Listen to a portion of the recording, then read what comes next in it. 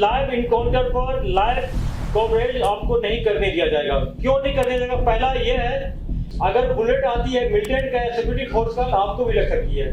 दूसरा कारण है कि हमारे फोर्स ट्रूप जो फाइटिंग कर रहे हैं वो डिस्ट्रैक्ट होगा।